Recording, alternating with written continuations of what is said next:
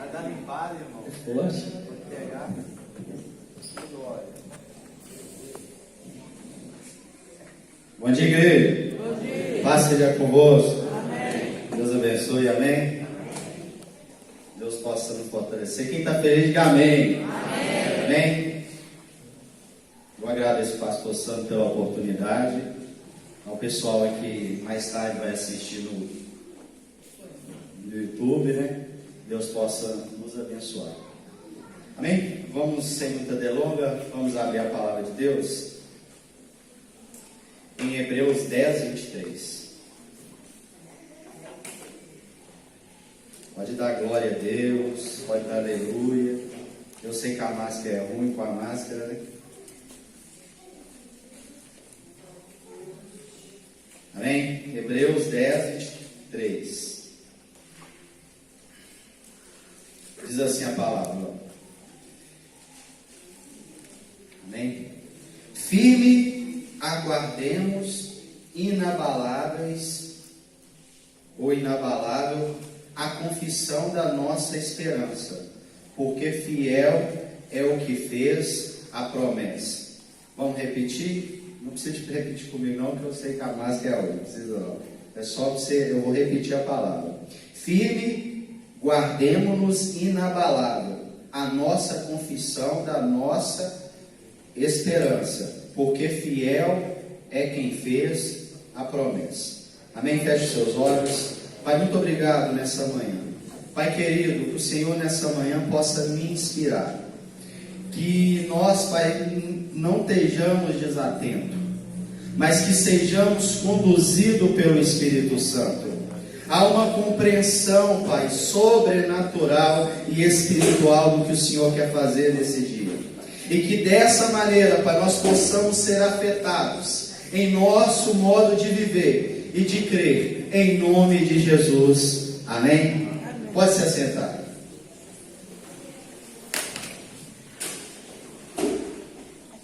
Amém?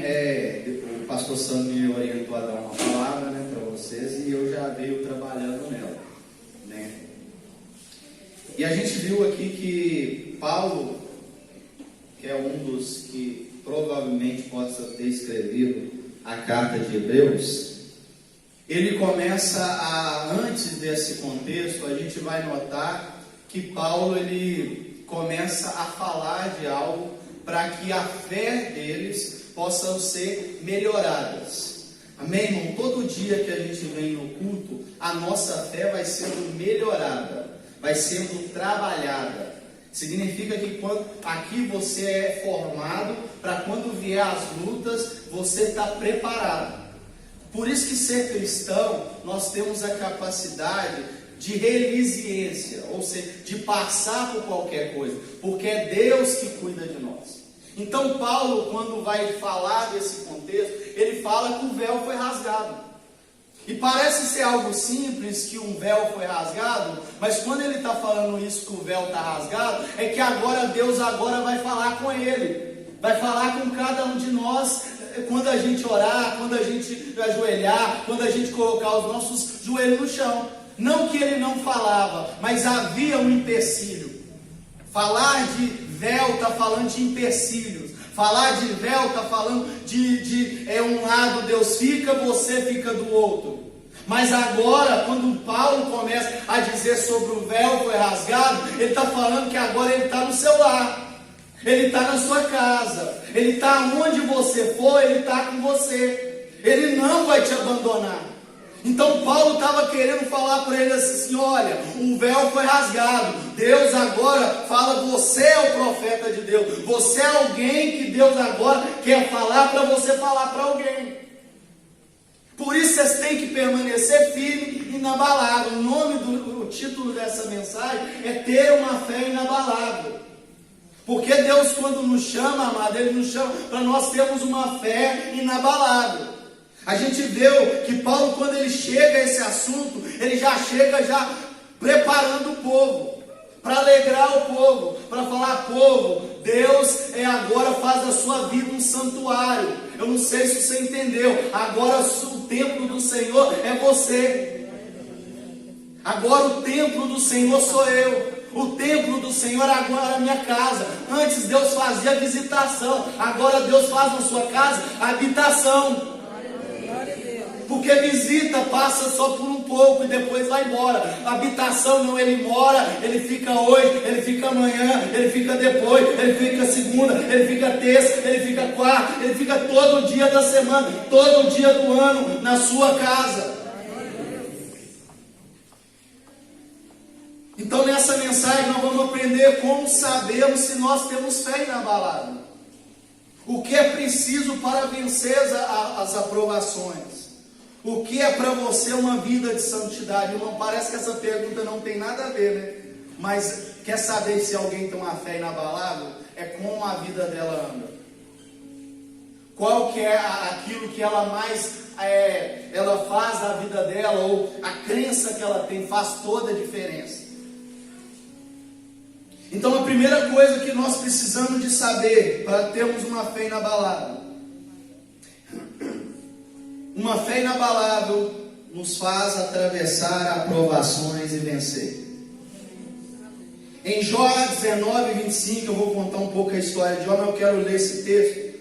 Diz assim: quanto a mim, sei que o meu Redentor vive, e que um dia por fim ele se levantará sobre a terra. No meio de uma provação, Jó conseguiu manter a sua fé intacta. Jó, diante de perdas, manteve a sua fé intacta. Manteve uma fé inabalável, porque, irmão, ter algo inabalável, para quem é engenheiro sabe, porque o alicerce está firme. É porque soube fazer o solo. Quer ver uma casa que tem apartamento? Qualquer casa que tem sustento em cima, é porque embaixo foi feito algo solidificado. Então Jó havia tido uma vida solidificada. Então Jó, quando ele fala, eu sei que o meu Redentor vive e que ele vai vir, ele está falando assim, eu sei que ele vive, eu sei que eu perdi tudo, mas o que interessa é a vida dele comigo, é ele comigo. Irmão, o que interessa não é as perdas que você tem, mas é a vida de Jesus na sua vida.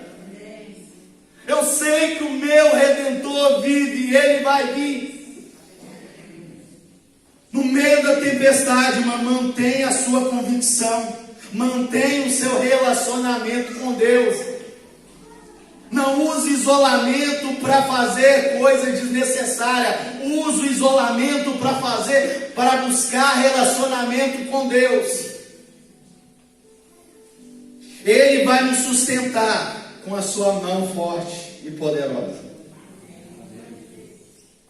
João 16:33. No mundo tereis aflições, mas tende bom ânimo, eu venci o mundo.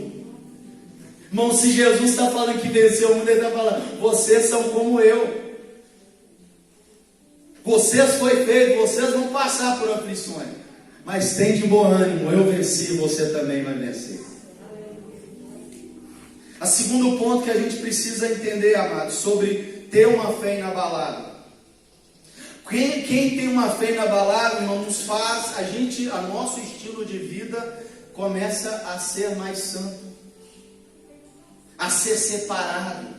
Hebreus 12:14 diz assim: esforce-se para viver em paz com todos e procure ter vida santa, sem a qual ninguém verá o Senhor.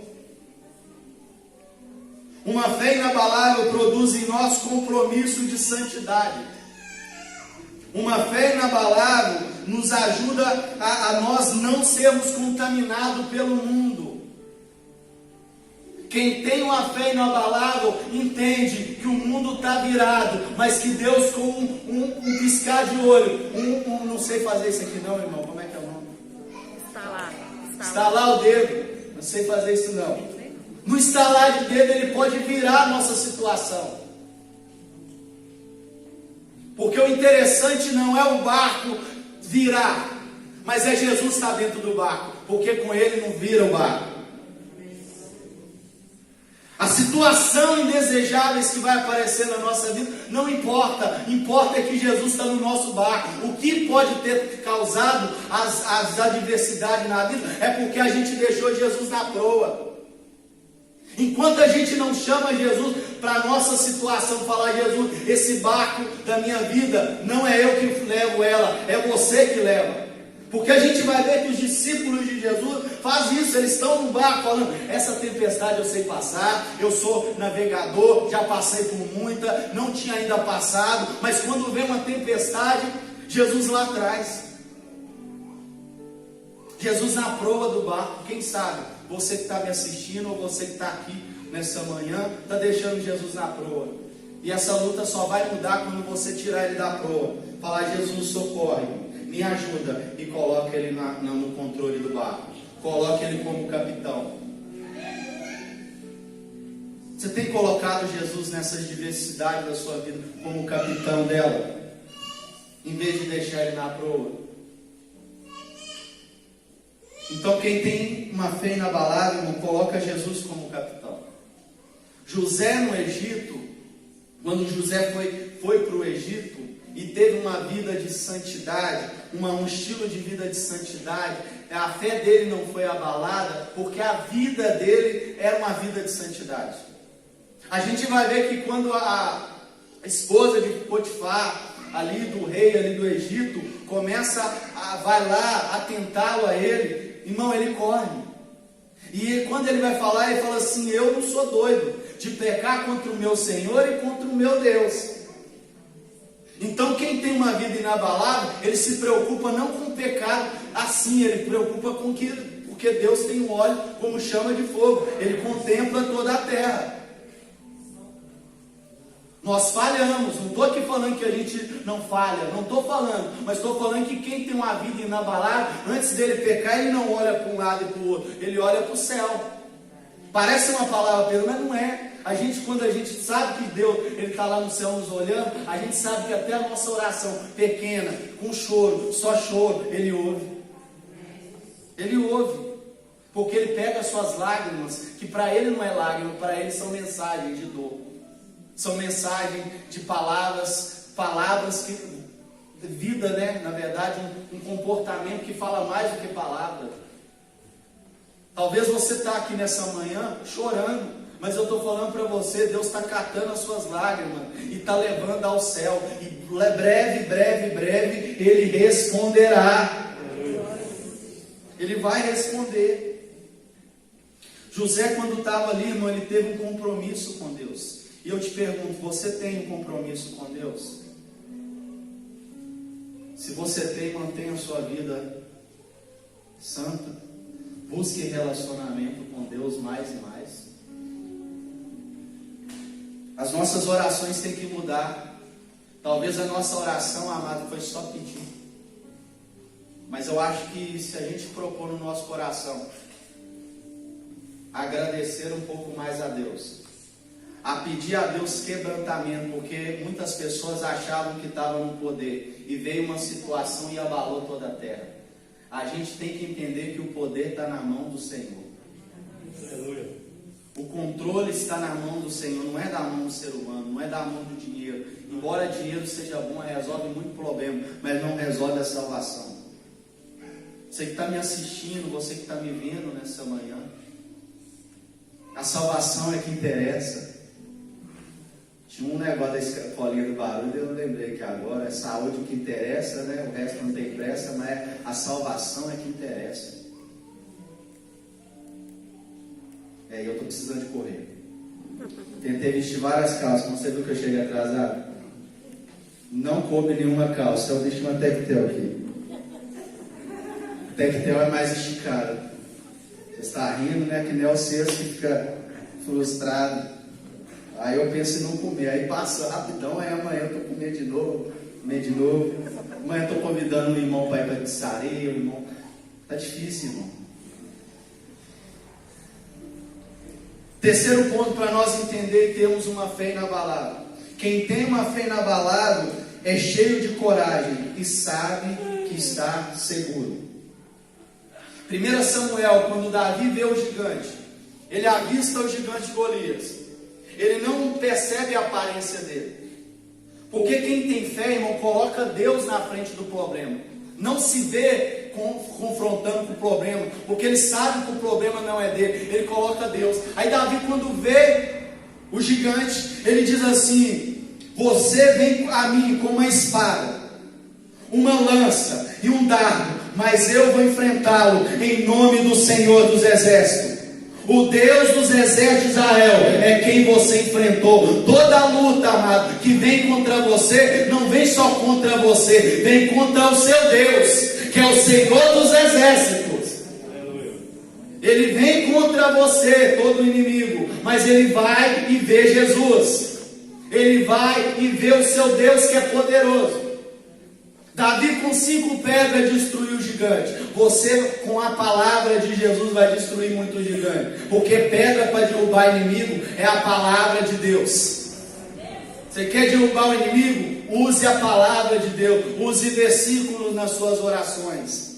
Uma fé inabalável nos enche de coragem para permanecermos firmes. O que fez Davi, irmão, enfrentar o gigante Golias foi sua convicção e fé no Senhor. A convicção nos leva ao compromisso de servir ao Senhor, sem jamais negociar nossa fé e voltar para trás.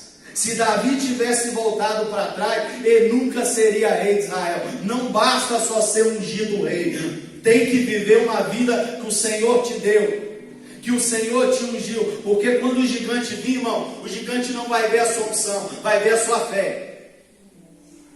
O gigante tem visto você ou tem visto o gigante, ou tem visto a sua fé? Tem visto você ou tem visto o seu Deus? O gigante não tem que ver você, ele tem que ver o seu Deus. Unção não faz diferença. O que faz a diferença é confiar no Senhor dos Exércitos. Davi teve coragem de enfrentar o gigante porque ele confiou no Senhor. Confia no Senhor, porque ele te dará a vitória necessária. E João 5,24 diz assim: eu lhe digo a verdade, quem ouve minha mensagem e crê naquele que me enviou, tem a vida eterna, e jamais será condenado, mas passou da morte para a vida. Último texto, último tópico para nós entendermos. Uma fé inabalável nos faz cumprir a visão de Deus até o fim. Atos 20, 24, a gente vai ver assim, mas a minha vida não vale coisa alguma para mim. Irmão, a partir do momento que você aceita Jesus, parece uma palavra pesada, mas eu estou dizendo, não é. Quando a gente viu que Atos do Apóstolo fala assim, mas a minha vida não vale coisa alguma, ele está falando assim, agora eu vivo com Jesus. A vida minha não vale, irmão, a partir do momento que nós aceitamos Jesus, a nossa vida não vale nada. Porque a nossa vida está na mão de Deus, valeu o sangue de Jesus. Beleza? Não estou falando que você não vale nada. Estou falando que você valeu até muito mais. Mas a sua vida não pode estar no seu controle. Você tem que agora viver para Jesus. Então, Atos do Apóstolo, ele diz assim, a menos que eu use para completar a minha carreira. O que ele está falando? É carreira, irmão. Você foi feito para completar a carreira. Quem foi feito para completar a carreira? Carreira significa metas. Carreira significa um compromisso que Deus tem com você lá no céu. Que desde o ventre da sua mãe, Ele já foi te formando e foi fazendo você, foi escrevendo a sua história. Ainda que o inimigo tenta destruir a história, entenda, Deus é poderoso para escrever a sua história novamente, com o sangue dele, e melhorada. O inimigo da vida de muitos escreveu assim: você vai se suicidar, você vai ser um condenado. Mas Jesus apaga essa história e escreve: você é um vencedor. Você vai vencer todas as batalhas. Filho, não se perturbe o vosso coração. Credes em Deus, também crê em mim. Glória a Deus. Então, Atos do Apóstolo, para continuar, a menos que eu use para completar minha carreira e a minha missão, me condenei ou me reservei para o Senhor Jesus, para dar testemunho das boas novas da graça de Deus. Nossa convicção de fé, irmão, deve ter como base uma visão. A nossa igreja tem uma visão e tem uma missão. Você, como igreja, você tem uma visão e você tem uma missão. Nossa vida só faz sentido, irmão, se for para cumprir o propósito de Deus. Às vezes sentimos vazio porque a gente não está cumprindo o propósito de Deus. Desculpa.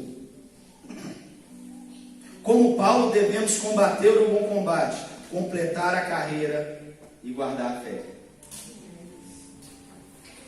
Melhor do que começar, irmão, é terminar e ser bem aprovado por Deus. Melhor do que começar é terminar bem e ser aprovado por Deus. Tenha, irmão, uma profunda convicção da sua fé em Jesus, para que a boa obra que Ele começou, Ele é poderoso para completar. Vamos ficar de pé? Pode ficar de pé. Eu queria deixar Filipenses 1,6. Tenho a certeza de que aquele que começou a boa obra em você irá completar até o dia que Cristo Jesus voltar. Jesus vai completar a obra, irmão. Ele não faz nada por completo. Ele vai completar a obra. Ele não é um Deus de incompleto, Ele é um Deus completo. Feche os seus olhos. Pai, nesta manhã, diante do Senhor, Pai, diante dessa situação desafiadora que nós passamos na nossa vida, nós sabemos, Pai, que Tu és o nosso Deus, o nosso Senhor, e que Tu tem planos para a nossa vida, planos de impactar o mundo. Tu, Senhor, é a nossa fonte de sustento.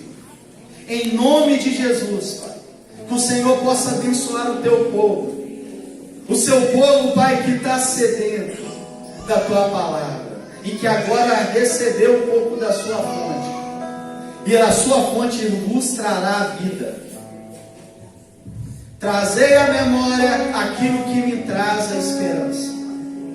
E nós vimos esperança. Vimos que Jó, a vida dele foi mudada. Vimos que José no Egito, o lugar não determinou o destino de José. Foi José que determinou o destino de Israel, o destino do povo, o destino. Eu profetizo sobre a sua casa que você vai mudar o destino da sua casa. Você vai mudar o destino da sua família, porque não é a circunstância que vai mudar, é você que vai mudar a circunstância pelo seu comportamento. Deus abençoe o seu povo nessa manhã. Abençoa, Pai, essa família abençoada, que é a igreja do Evangelho Quadrangular do bairro Laranjeiras. Que o Senhor abençoe o nosso pastor, que o Senhor abençoe toda a nossa liderança eclesiástica. Em nome de Jesus, aplauda o Senhor.